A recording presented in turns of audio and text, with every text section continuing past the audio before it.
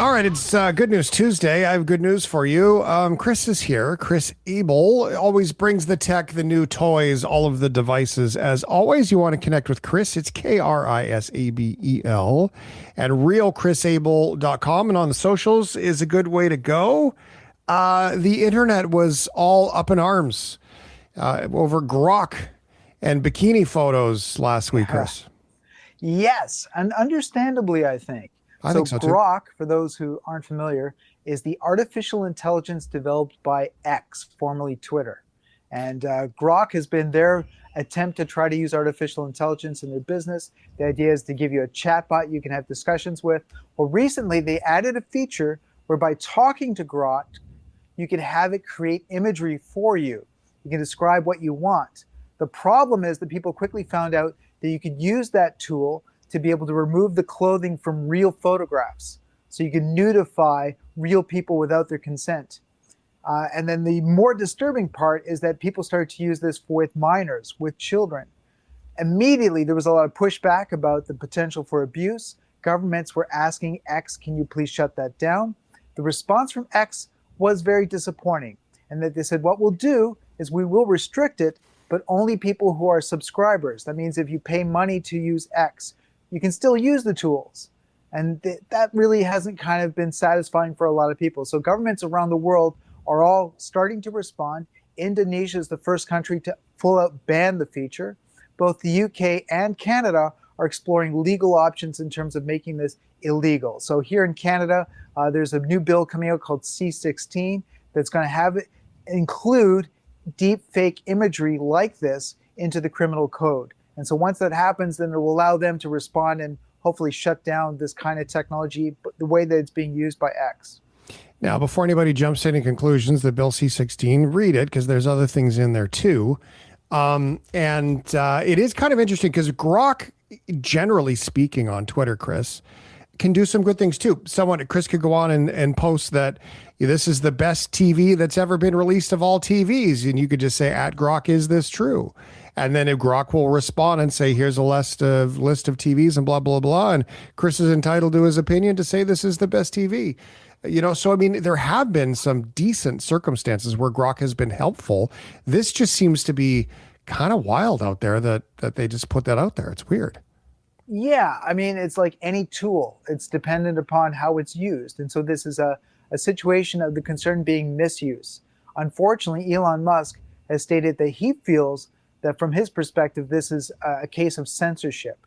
And so he's very resistant to try to do something about this kind of misuse. That's unfortunate. We'll have to see how this goes. Already, you have in England, politicians have been pulling themselves off of the service. Governments around the world are starting to respond. We'll see how this becomes. But for X, it is a global problem that they're going to have to try to navigate. Yeah. And you could basically, I could take a picture of Chris and I'd say, put Chris in a bikini. And it would do that, which seems fun and playful between friends, except for the fact that it's a public forum.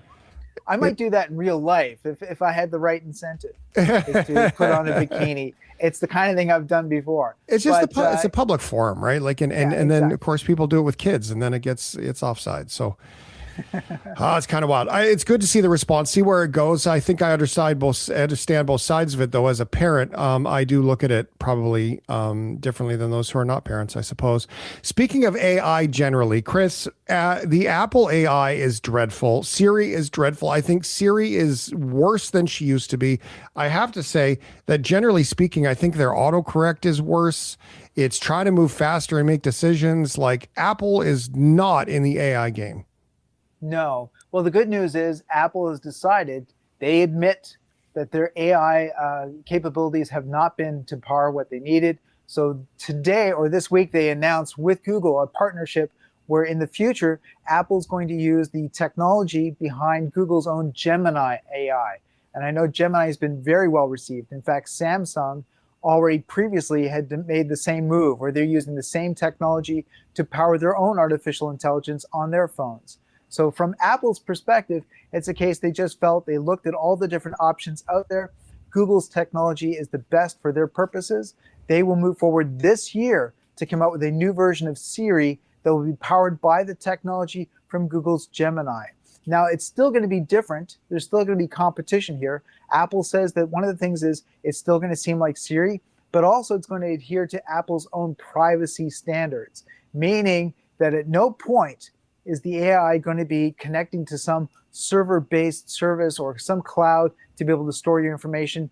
As always, everything is going to be happening on your device, on your phone or your tablet.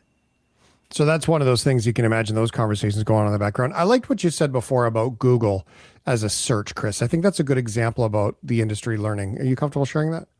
So this is history repeating itself. So Google has gone through this before. When search engines first arrived, every major company was developing their own version of a search engine. And one by one, all the big players started to realize that it was best to just stop and use Google as their base search engine. A lot of companies have done that. The one company that didn't do that was Microsoft. You may remember Microsoft had MSN search. They decided no, they weren't going to use Google. They were going to go off and use Bing. And Bing has kind of been a mixed bag. So it's nice to see Apple, who is in the same shoes as Microsoft, reaching that point and deciding, no, the best choice for us, rather than being persistent and obstinate, is just to give in and to use the Google technology, because that clearly is the future. Clearly it is. All right, realchrisable.com and on the socials. Just when you thought robots couldn't get more weird. Robot horses! We first talked about this back in April last year. I was really excited about the prospect of an actual rideable robot horse, and Kawasaki announced and gave a presentation video. It looked really, really cool. The cool part is they've now, followed up and said that those horses, the rideable robot horses, are going into production. I guess the feedback they got was so positive, they decided to make this a real thing. So initially when they announced last year in April, they said that this wouldn't be something you would see until 2050, far from the future. Now they're saying, no, it's going into production. They will have the first rideable robot horses on the lots by 2030. And leading up to that, they're going to release a rideable simulator so that people can get the experience and sort of train themselves on using these rideable robot horses before the real thing arrives.